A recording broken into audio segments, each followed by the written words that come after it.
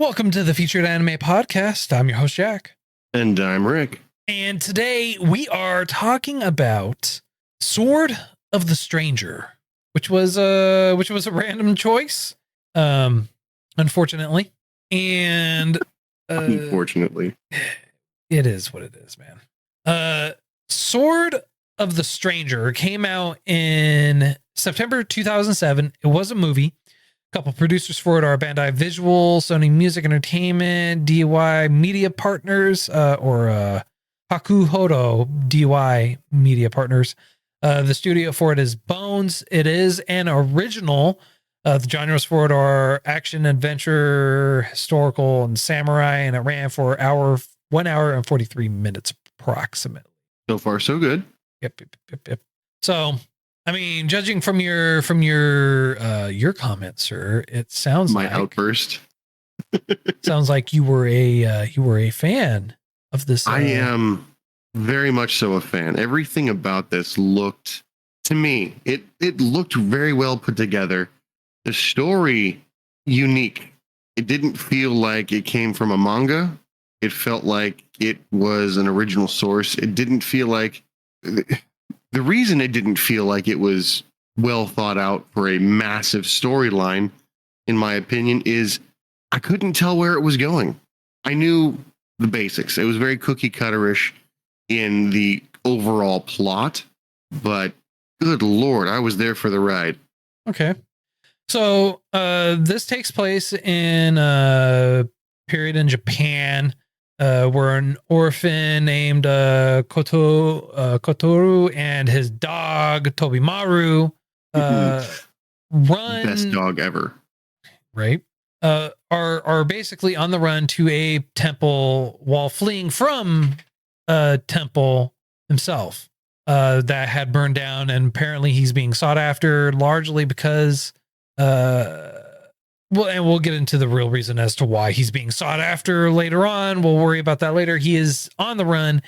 And what ends up happening is while he's on the run and he's hiding and everything like that, he comes across a samurai who is Nanashi, nameless. Literal translation for Nanashi is nameless. So, and that's exactly how he introduces himself. He's like, "What's your name?" It's like, "I'm Nanashi. I'm nameless. I have no name." But he's hired to basically buy the boy, to protect the boy, to get to this other temple.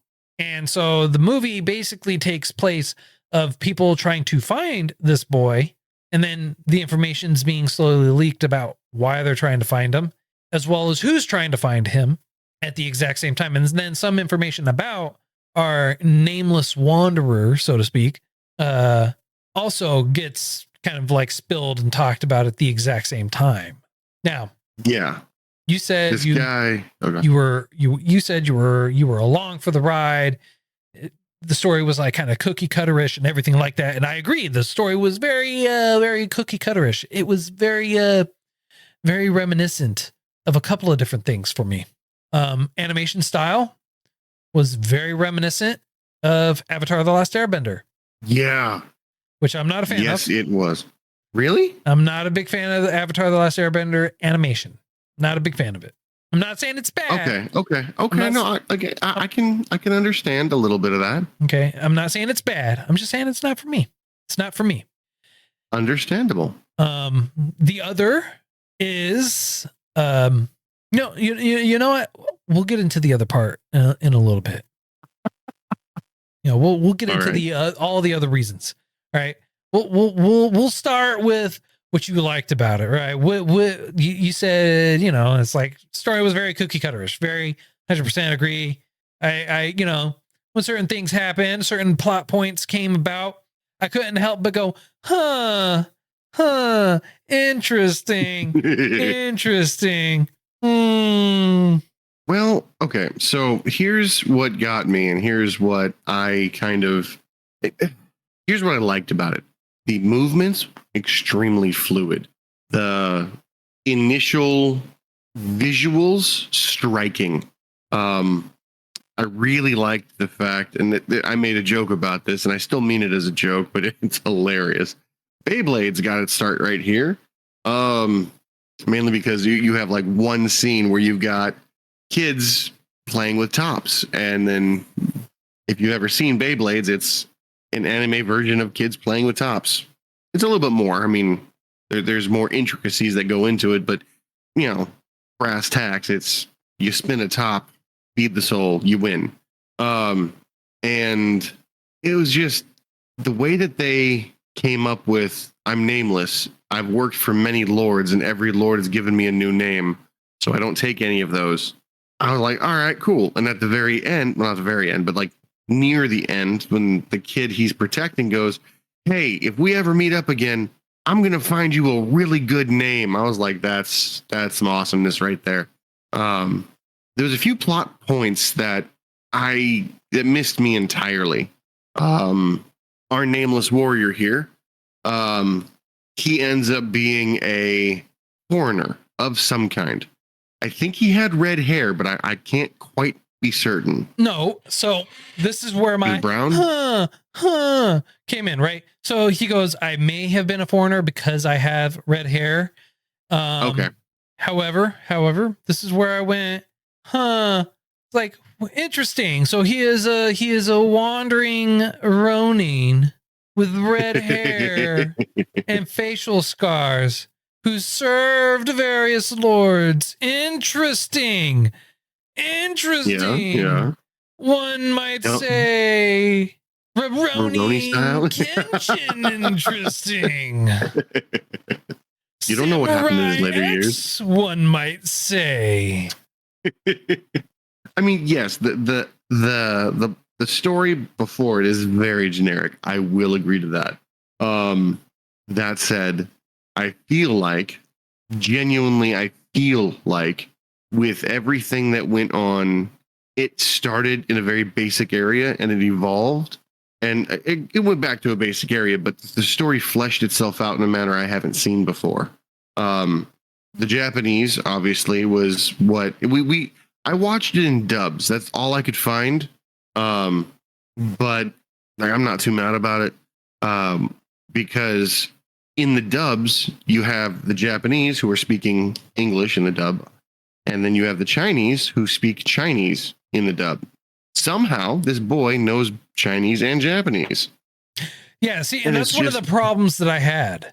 That's one of the problems. Like, the dude's like maybe 10 years old. Maybe 10 years old. And he is fluent beyond belief in both languages. I mean, it's possible if he was taught. And these guys who have been in the country that they are visiting, I can only assume for a couple of years, all right, can't speak a lick of the language for the country that they're in. I feel like they can. They just choose not to because they feel superior. Like, for a while, one of the bad guys was like presumed not to know Japanese at all, but speaks fluently when he's fighting No Name. Well, we're assuming that he's speaking fluently when he's fighting him. And the reason why I say we're assuming it, because, the whole warrior spirit knows. Speak with the swords. Right. I mean, I get that, but whenever he could have been talking, and just from his actions and intent, the guy could have known, because when he first fought him, it wasn't that he was, fighting him, speaking in Japanese and everything like that. He was talking to another person, and when they would flip-flop in between them, it was like him speaking to his partner in English, but when it was being viewed from a different perspective, he was speaking Chinese. Okay, I can see that. In a weird way, I can see that. Because they did that, like when Nanashi was fighting Lu Lang, the other foreigner, the blonde guy, right, on the bridge, they flip-flopped that scene in between Chinese and Japanese, air quotes for Japanese, because it was dubs. But they flip-flopped in between the languages. Like, he was talking to the guy, and then they flipped back over to Chinese when he was talking to his partner, but at the exact same time, while they were talking, flipped over into Japanese at the exact same time. So I get it. I do. I understand where you're coming from, and you're not wrong. I just feel like he was able to speak Japanese miraculously, let's call it, because they had an interaction back and forth. Yeah, but they never talked. They never. I thought they did. I don't remember them ever genuinely talking. True. Okay, I'll give you that. I'll give you that. But so the premise of the story is this little boy, the Chinese bad people want him for a sacrifice because only his blood is allowed in this ritualistic bloodletting sacrifice where they kill thousands of roosters to get gallons and gallons and gallons of blood to cover this pyre, this clock, if you will, with blood. And at the proper time, this boy is going to be killed to create this miracle elixir that's going to grant immortality to the emperor. Right. Well, I mean, like you're skipping right to the end, No, that was the whole. That wasn't that's the end. Like they No, go it's into not. they do. They talk about that at the they start spreading out the blood like at around like hour 15, hour 20 mark, and they stay around that exact same time that why they're looking for the boy, because they're looking for the boy. They don't specifically talk about the details for it. You assumed it was for a sacrifice. Otherwise, why else would he be like? If you of all people, if you missed the fact that they wanted to sacrifice him, I find that I would believe first and foremost that their native language was English before I believed you didn't catch on to the sacrificial foreshadowing of that they've all done. Capture the boy alive. We need him alive. Not dead. No, alive. Well, why do you need him alive? The emperor needs him for his plan. Well, they didn't even say plan? that. They didn't state the plan. Look, they talked about the plan after the fact, right? But why they needed him alive had nothing to do with anything other than, we have to build this very giant monumental fortress and everything like that. It has to be done in a very specific way and everything like that. And why are we looking for the boy? We don't know. We're just told we need to find him and he needs to be alive. That could be open to interpretation to a variety of other things, because not necessarily sacrifice, could be someone very important because he ran away from a building, from a burning area, and he's on his way to another temple. And it could be that, he could be a sage. He could be the next emperor. He could be the future, whatever it is. And that's why, right? They want to question him. Now, pick your flavor. There could be a plethora of reasons. We know that it was for a sacrifice. I was going to say, the story wasn't that deep. No, I'm saying, though, like in general, that's how they tried to fan out the story, though, right? Now, I do have a question for you. They kept it ambiguous, despite the obvious telling tale signs. Yeah, I was going to say. But what do you think the green tube thing was? The jade? Oh, it was jade. Yes. I swear, I thought it was an elixir of some sort. No, it was some fancy. I didn't realize it was a solid jade. See, that doesn't make any sense either. Jade doesn't break all that easy. Maybe they were just that strong. He was just that powerful, man. Just that strong. But as he was as they were running in the beginning, the older monk hands over this pure green jade and says, "If you have to, sell it so you could make it to the destination." And he takes the best dog in the freaking world. I've never seen a dog be a warrior, a blanket, a comic relief, a good individual, all in one dog. The dog was more important than the boy. Bro. Like when the dog. I feel like what Nanashi should have done was hand over the boy for a reward and kept the dog. No. Because the dog wouldn't let him. The dog is good incarnate. The dog wouldn't let him. Like, all you have to do is just break the will of the dog first, and then you'll be fine. All right. You ain't got to do shit. That dog's perfect. Like every time I thought the dog was going to die, I was pissed. I was like, this is some bullshit. This is some ass backwards. Nope. No, you can kill the kid. Don't kill the dog. Oh, I was really, really happy to see the dog didn't die. I want to point that out. But there was some scary parts where you're like, I don't know. Scary parts. Scary parts. For me.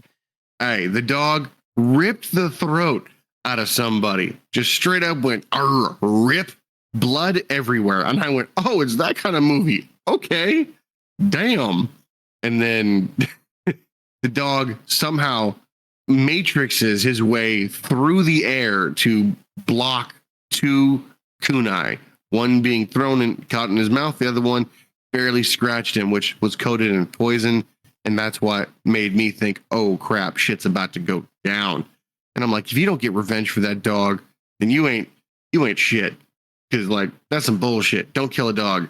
And I agree, but yeah. at the exact same time, come on. Yeah, no, I thought it was very peculiar when the dog was handed a fish, and instead of just gobbling it up like dogs normally would do, the dog rolls up to the Ronin and is like, "Hey, here, you eat this. I know you're hungry. I heard your stomach growling." You know why? Because he's nameless, and he is dog. the Samurai X. He's Rurouni Kenshin in the later years.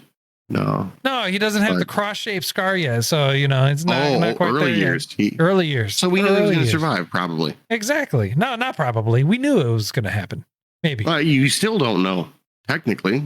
I mean, I feel like he's. We'll worry about. I feel like later. he did too. We'll worry about that later. Yeah. Right. I agree. The dog was awesome. However, I mean, I wasn't that vested into the dog. I was not that vested into the movie. The movie had a really good way of taking really messed up imagery and just blurting it out with no warning. Like, bro, bad shit. What? Bad shit. Specifically, when he gets his flashbacks and he's got his nightmares, you're like, oh, he's a troubled guy. And then when he's fighting with the monk, because obviously the kid makes it back to his sanctuary that he's trying to go for. And that's when he's like, I'll give you a new name, all that crap.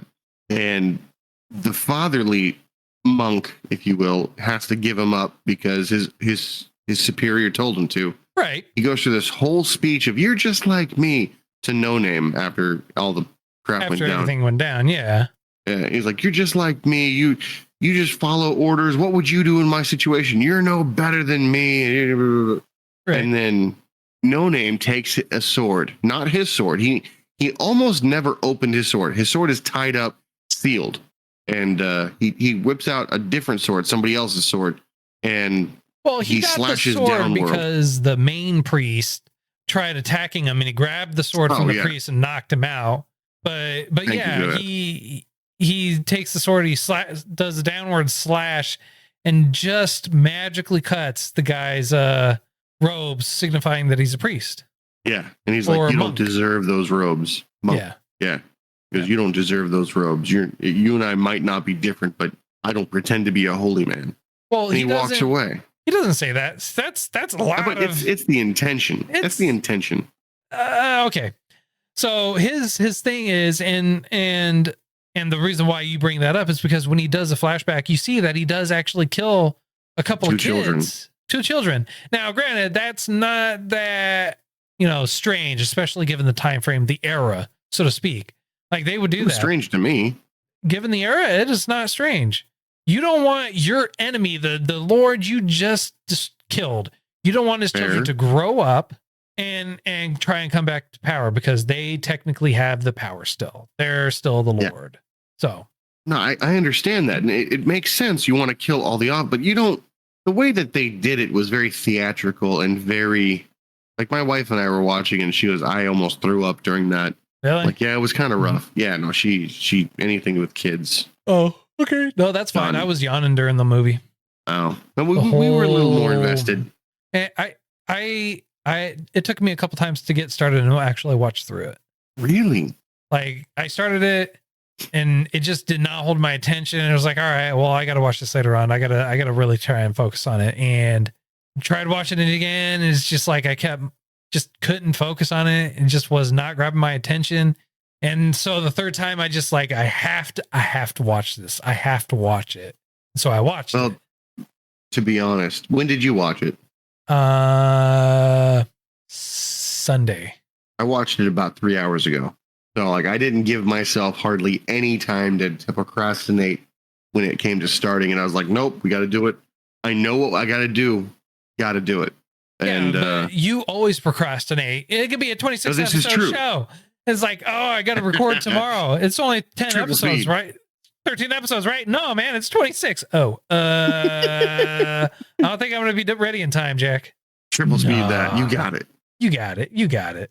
So, I mean, yeah, given a time crunch, yes, I definitely would watch it in the first go, given a time crunch. Being that I tried watching it and it was not a matter of time crunch for me, it was hard for me to get through. I believe that.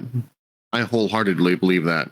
But I don't know how. Like, you and I don't necessarily always have differing tastes, but like, I got a feeling like you'll probably rate this like a 3 or a 4. And I'm like, dude, it's a solid 8. It's great. I loved it. So when someone tells me that head nod, I'm like, damn, okay. Yeah. No, for all those who aren't joining us live, I am nodding my head in agreement to what he is saying. Yeah. Now, one of the things that I thought was kind of funny is I did see the Rurouni Kenshin callback, if you will, but I also saw like this dude's bleach. So the foreigner that came up somehow has blonde hair, blue eyes, the devil. That they're like, if we kidnap him, we can. Oh yeah, the commoners in the city, they were like, if we kidnap him, we could sell him for a lot of money. And they're like, hey, he's a blue-eyed devil. I'm like, that's interesting, but okay. He's a beast. He's wild. And I thought it was interesting that the Chinese people in this movie had medicine that numbed everything. No pain whatsoever. But they're still able to fully function as if they still had their sense of touch. It just numbed all pain sensors. So this one kid loses a finger and he's like, well, that sucked. All right, keep going. Another one was captured and tortured and didn't say anything. And then all of a sudden they started getting withdrawals, or the captured dude got withdrawals.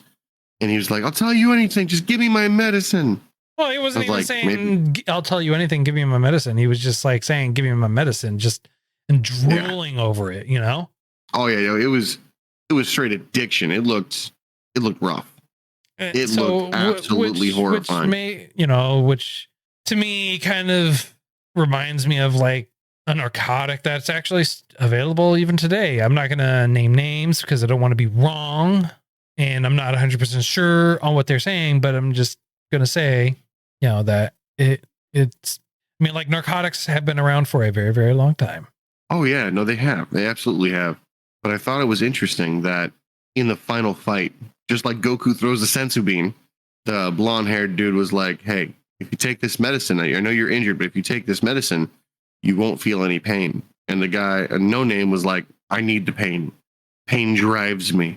And he's like, I like you. See, they made that's when they spoke. That's why I thought he had, he knew Japanese. Or the guy knew Chinese. Oh, that's a good one. Because, I mean, like, how does everyone know Chinese? How does everyone know Japanese? They lived there. It was in Japan. Yeah, but how did everyone know Chinese and Japanese? Like, it's their language. Why not? That, my friends, is what we call a backtrack. No, you said how do they all know Japanese? I'm like, because they live there. You're like, well, it's Chinese and Japanese. No, I'm saying like, how do they all know Chinese and Japanese?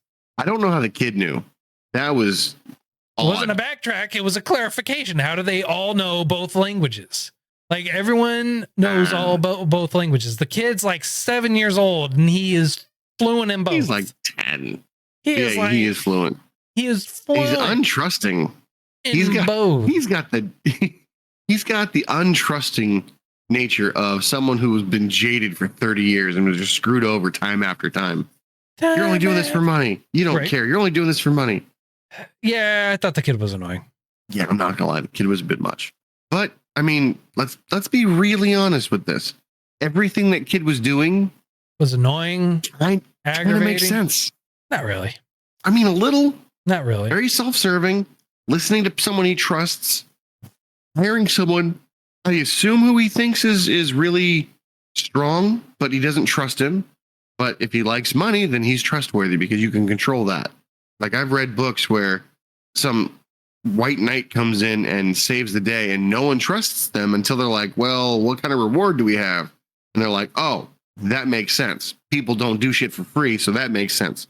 You want a reward? Okay, fine. You're a good person. Yeah. But that was also like a plot point in several shows too. But again, I mean, the kid's an idiot at the exact same time. I'm gonna pay you. You took off. You're just gonna leave. It's like, bro, I just brought you here, paid all this stuff. Like even at that age, you should not be that dumb. I'm gonna give you money, but you paid all this money, and now you're just gonna leave me. Who cares if he leaves at that point? He did everything else. Like, why would it matter to you? Yeah, I agree. It shouldn't. I agree with you. Yeah, no, it is what it is. It's I liked the show. I thought it was enjoyable. The visuals to me were spot on. They did not skimp in the visual department. I didn't really hear much music, so I can't really claim anything about there. But music was pretty lame and pretty lame. Subpar, one might say. Subpar was putting it nice, but sure, why not? We'll go with subpar. We'll go with subpar. Why not? Look, the background animation for the scenery, for the buildings, yeah, that looked good. However, it didn't look like it was a part of the actual anime between the characters and that. Like it was two contrasting styles of art. Okay, I can give you that. Yeah, it did feel a bit off at times, but I liked it. I overall, it felt very awesome. It not awesome. It felt very fluid. It felt very natural. It felt good. Okay. You know? Nope. Only thing I didn't like was that ending. All right. I still don't know what happened. Neither do I. But I'm assuming, considering that as they're galloping away, spoilers, they're galloping away, blood on the snow, I can only assume our nameless wanderer is forever nameless and dead. Well, you said he was alive. No, I never said he was alive. I stopped myself before completing my thought. You just went with the assumption. Well, you know, now you sound like like one of them people who are like, well, I didn't tell you what to think. It's a shame you thought it, though. Yeah. Yeah. 100%. All right, sir. I got nothing else I really can say about this trash heap. How about you? Yeah, I liked it. Yeah. Trash heap? Yeah. I'm sorry. Did I stutter? That's offensive. Yeah. You know, you did that thing where you're like, you whispered it. You whispered because you knew. Let me clarify. On a scale of 1 to 3, sir, how would you rate this trash heap? This I'm gonna have to go with like hot garbage. Sorry. Oh God, you know it wasn't that bad. It was on a scale of 1 to 10, I'm gonna give it an 8. Okay. Like I said before, I would recommend it to people. I would watch it again. I enjoyed it. It was there was one. The reason it's not a 10 for me, cookie-cutterish and callbacks, what I felt like to other anime tropes and stuff like that, and just the what I consider to be the extra gratuitous violence towards children.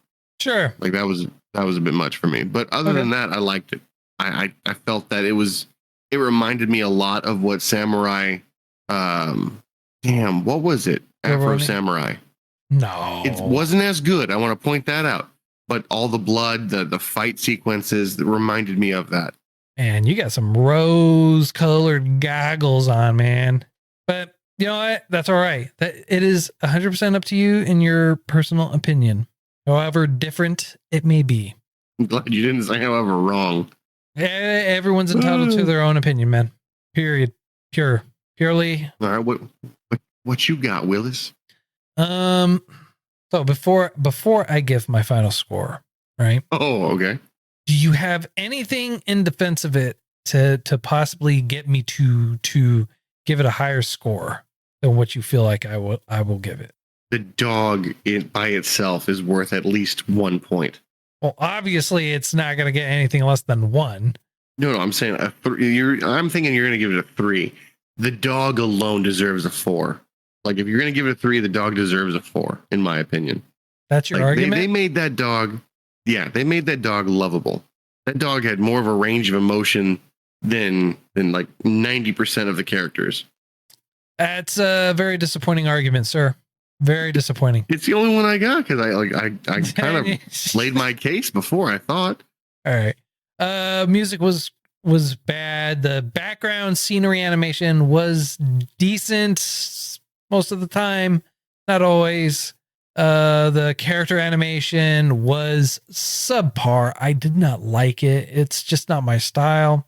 I hated the fact that the background animation and the actual animation of the characters were very contrasting style. They were very two different styles of animation, which I did not like. The fight scenes were okay. They were all right. Got nothing really to complain about. Dog was there. Boy, I wish he was sacrificed early on in the show and the dog ran away with the guy. A happy ending like that. I did not like the cookie cutter storyline. I did not like that there was a lot of ripoff for it. And I felt like the story was very bland. It was hard for me to get through. It did not grasp my attention either. I will give it a 3 for you because of the dog. You were gonna go lower? I was gonna go 2. Did we watch the same movie? We did. I laid out exactly why I did not like it. It was not that good. Alone, like the visuals. I told you why I didn't like the visuals. That's fair. I spelled out my case. Like, did you hear anything positive out of that? I mean, like I know I listed a couple good things, right? Or was it just a long slew of negativity with a couple of drops of positivity? I mean, it felt like a long slew of negativity. Like I feel like you're bringing some personal anger on it. It took hours of my life. Although, you know what? Mm-hmm. I would rather watch this than the Patreon exclusive that we have to do. Which one's that one? Death Note? I think that's what we agreed on. No, we talked about Katakuri Circus. I don't remember that. Yeah, that's. Yep. We're doing that here soon within the next couple of days. Yeah, I know. Yeah. I'm told it's supposed to be a love story of sorts, but I just don't see it. Sure. Okay. Well, on that note, I got nothing else. Sir, you have any other last arguments or anything like that you want to talk about before we wrap it up? What are we watching next week? All right, I take that as a no. Well, yeah, no, I got nothing. All right. So next week's choice, it's a movie called Penguin Highway. Never seen it. Don't know anything about it. I know you watched the trailer, Rick, but we'll keep those thoughts about it to just you. And that's all the time that we have for today. Thanks for hanging out with us, checking us out. And if you feel like we got something right, something wrong, did it too much justice, not enough justice, or anything like that, any point in between, feel free to reach out to us. Let us know. All our contact information is going to be available to you in the show notes or on our website, featuredanimepodcast.com. And until next time, I'm Jack. I'm Rick, and we'll see you next time.